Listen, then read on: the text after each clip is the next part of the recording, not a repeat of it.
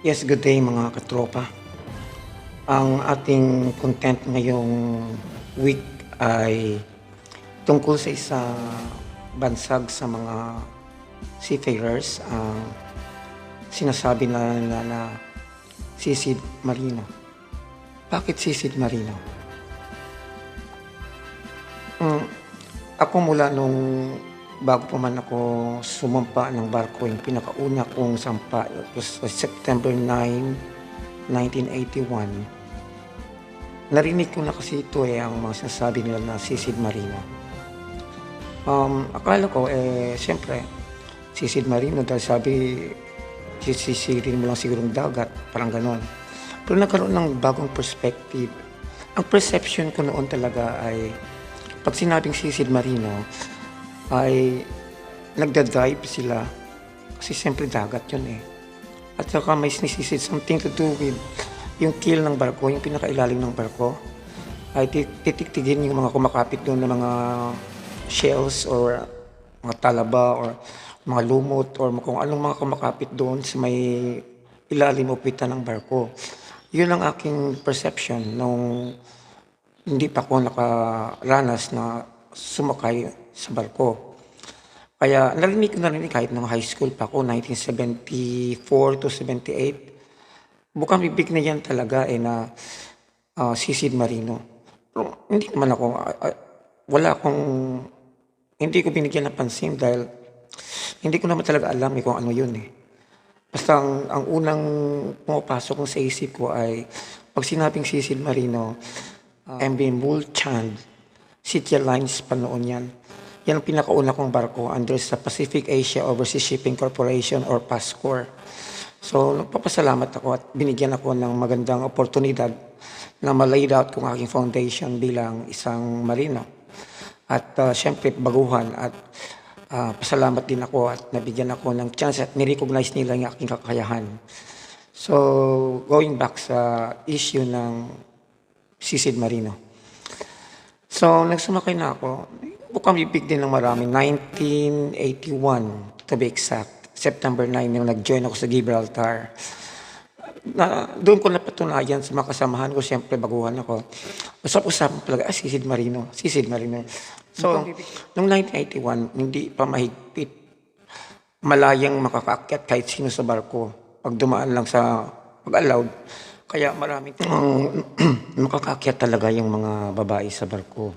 Yung mga babaeng bayaran. Doon na nga minsan natutulog sa naranasan ko sa barko na yun na pag 1 week, 2 weeks na tumatagal yung barko sa puerto tulad sa Antwerp, Belgium.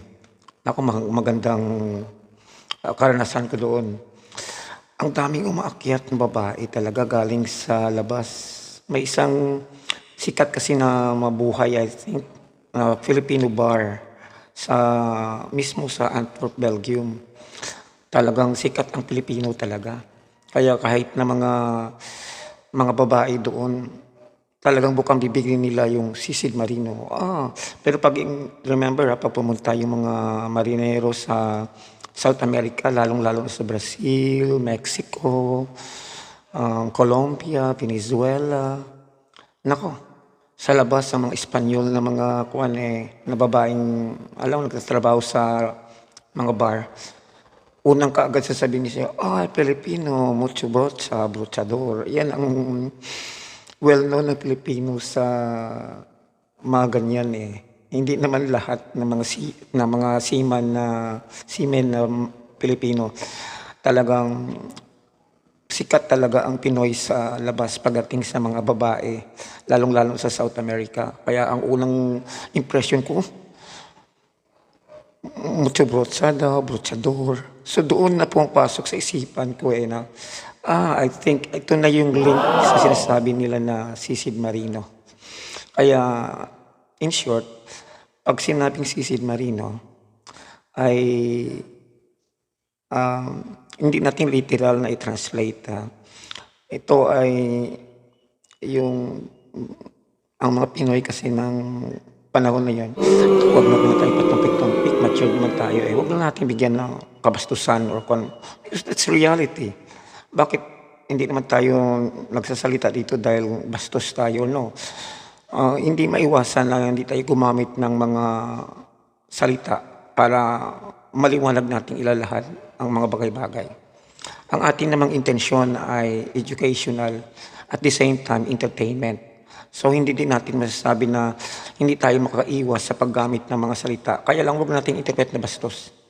So ngayon, kaya nga pagdating sa labas, sabihin nila, Pilipino, brotsador, brotsador.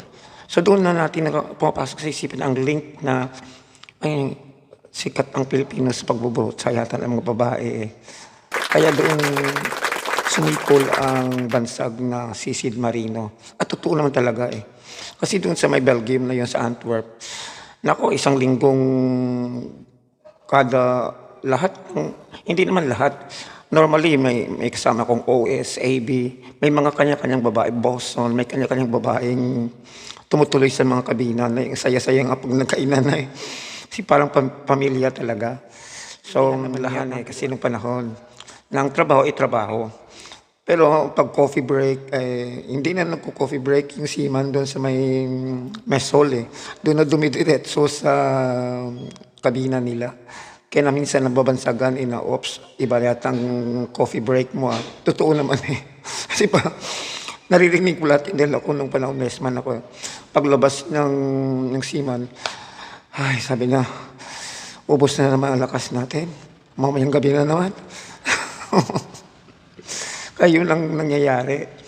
So doon maraming kwento talaga. Ang mga babae doon marunong na magtagalog, lalong-lalo sa Brazil. Pero siyempre, pagkatapos na naalis na yung barko, babay na naman, iyakan, bla bla bla, ganun. Simot minsan ang kita ng marinero. Ang lahat kati yung mga sa kabina, nasa inyo na in love, minsan doon nag-umpisa ang love life ng mga marinero sa barko eh. Colorful. Ako mayroon din na sabi ko doon sa Seaman's Confession ko, di ba? Na virgin ako nung sumampa ako ng barko pero na-frame up ako ng mga kasamahan ko kaya nakatikim ako. Narating ko after joining ang barko from Gibraltar. So yun ang pinaka-first port ko.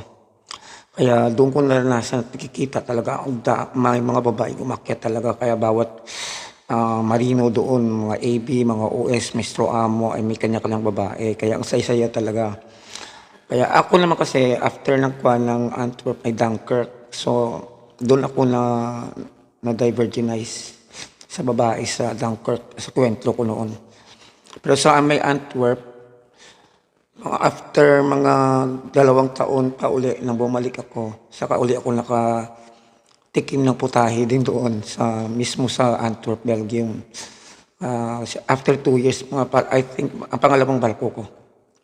Pangalawang barko ko nang bumalik kami doon sa may Antwerp, Belgium. Doon ako uli nakatikim ng Belgiana.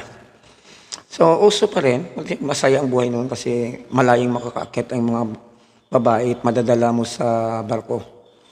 So, going back sa Sid Marino.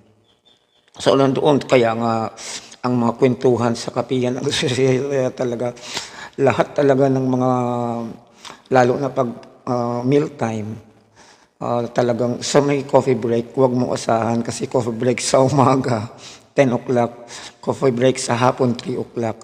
Ang mga marino na may kanya-kanyang babae, doon yan nagko-coffee break sa loob ng kabina nila kasi may mga babae doon. May mga hawak silang babae.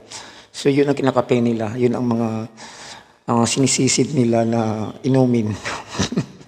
Kasi may isang seaman kasi na nagkwento na, ay grabe, naglalaway daw. Hinigop niya daw lahat.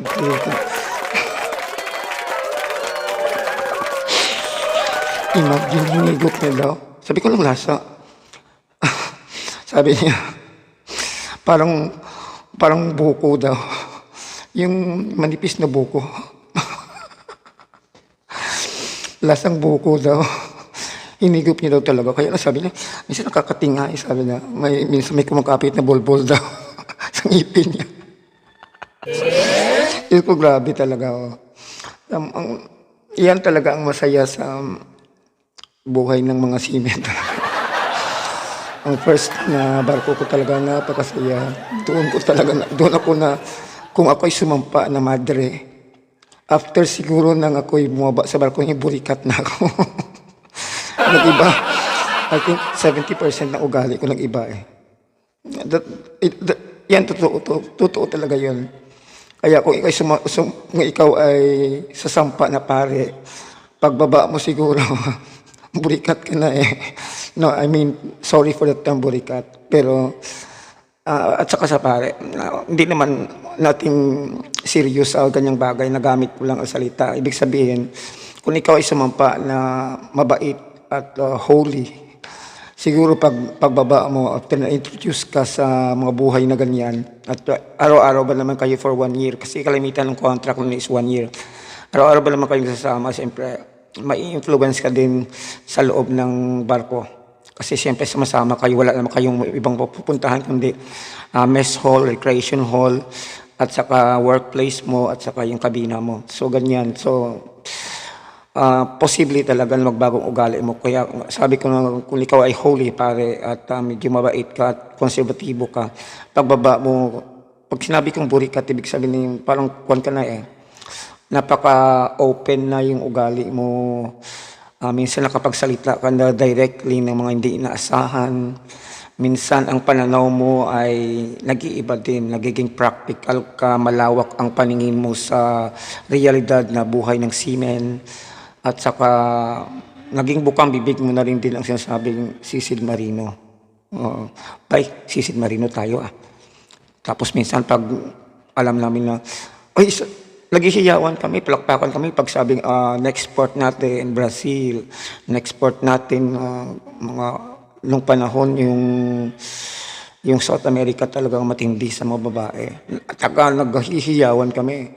Sa biyahe siguro at that time biyahe na mga 22 days or siguro mga 22 or 18 days.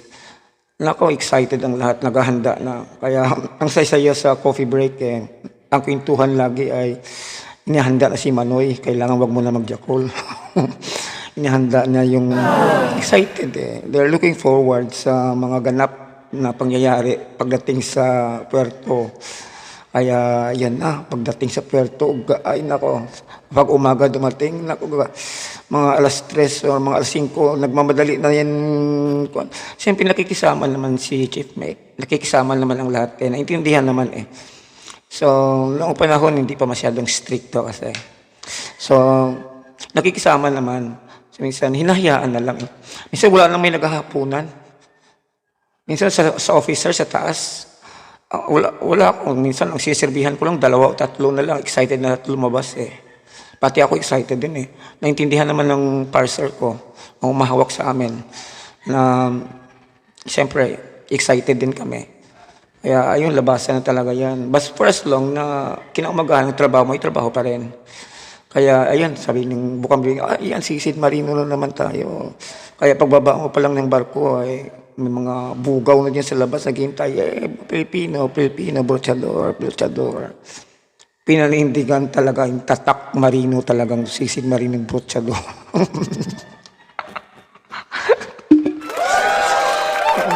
Sorry.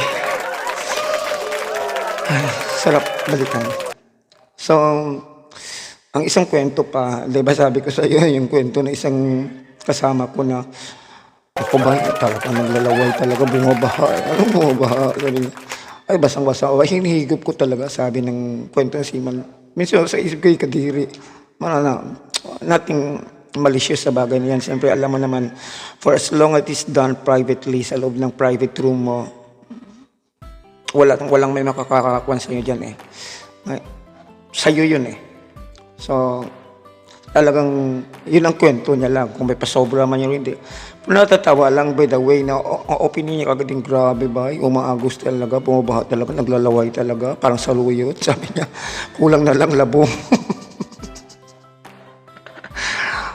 Ako naman si Tutoy. Siyempre Tutoy ako eh. Wala akong alam. Ay, anong ginawa mo? Hinikip ko. Di, anong lasa? Naku, parang kuhan. Parang uhog daw ng, parang sipon na buko. ay yung manipis na buko, di ba? Yung mulang niyog, mulang buko, I mean. Di ba pag kinayod mo yun, halos wala kang makayod eh. Yung manipis na parang uhog, ganun. Ganun daw ang kwan niya, yung hinigop niya eh. Ako naman tawa ng tawa. For never talaga ako sa sarang buhay, honestly. Never na never akong nag-dare talaga na gumawa niyan. Siguro one time, hindi yun natuloy eh. Doon nga sa Belgian din. Sinubukan ko lang ganyan sa ibaba niya eh. Hindi ako dumating doon sa pinakabungad eh. Ayaw ko, hindi ko tinuloy dahil hindi naman, wala namang kwan, hindi naman ako nag-turn off. Kaya lang parang hindi ko ma-attempt talaga na nagagawin, kaya hindi ko ginawa. So yun ang first attempt ko, hindi ko na uli ginawa. Kahit anong bahala ka diyan, basta hindi ko gagawin yan. Siguro in real life, pag may asawa, siguro ako, gagawin ko talaga yun. Kasi alam mo, ang sexual relationship, depende yun kasi sa inyong understanding ng enjoyment ninyo eh. Kaya minsan dapat, di ba nyo alam na marami sa mga marinero ngayon ay hiwalay.